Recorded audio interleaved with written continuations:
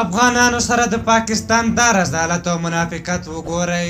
ګرانو لیدونکو السلام علیکم. پاکستان یو له هغه هیوادونو څخه دی چې تل یې افغانستان کې ستونزې جوړې کړې، مجبور کړی ده او بیا یې له مجبوریته ترې استفاده کړې. تازه د کورونا وایرس خپرېدو سربیره د ټرانزیټ او تجارت لپاره یې خنډونه جوړ کړي تر څو د شته وضعیت نه مادي ګټه پورته کړي. هغه داسې چې په پاکستان کې د کورونا له خپرېدو سره دغه هیواد د مارچ په 14مه خپلو ګاونډیو سره ټولې پولې وتړلې چې دې سره د ډیورنډ په کرښه پراته تورخم او سپین بولدک دروازې هم وتړل شوې چې د دې پریکړې په پایله کې د افغان سوداګرو شاوخوا 6,000 کانټینره په کراچۍ بندر کې او شاوخوا 2,000 نور چې خوراکي توکي، دواګانې او غیر خوراکي توکي پکې بار وو په لاره کې بند پاتې شول. وروسته د پاکستان لومړي وزیر عمران خان ژمنه وکړه چې په دغه سختو شرایطو کې به د افغانستان سره مرسته کوي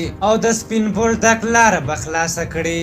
دا په داسې حال کې چې د سپین بولدک په پرتله په تورخم باندې شاوخوا 80 سلنه زیات تجارت کیږي. په هر حال د اپریل په 10مه دروازه په دې شرط خلاصه شوه چې په اونۍ کې به 3 ورځې موټرو ته اجازه ورکول کیږي.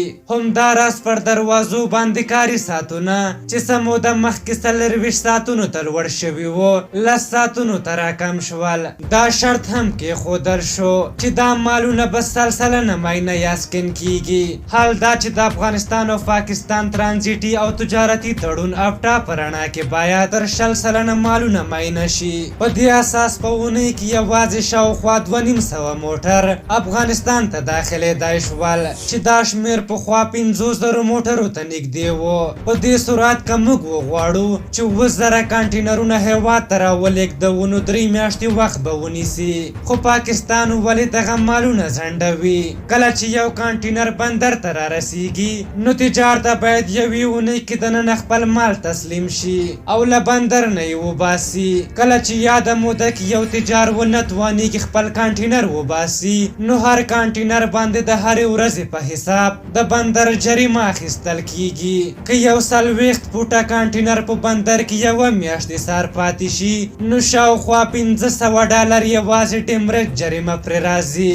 بلې خواته د سمندري لیږد شرکت یا شیپینګ لاین چې مال را رسوي تجار ته 2 اونۍ وخت ورکوي تر څو خپل مالونه تر تورخم او یا سپین بولدک ورسوي او کانټینر بیرته وسپاري.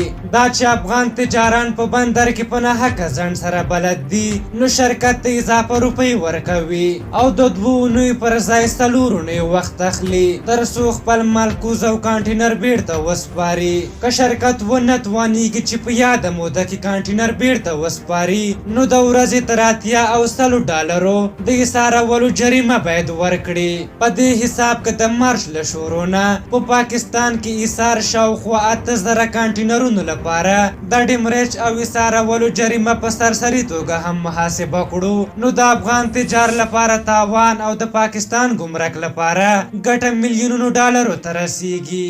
تجار مجبور دی چې یاد مصارف په خپل مال واچوي چې دا په هیواد کې د نرخونو د لوړوالي لوی لامل ګرځي او په پایله کې زیان د افغان اخیستونکو ته رسیږي.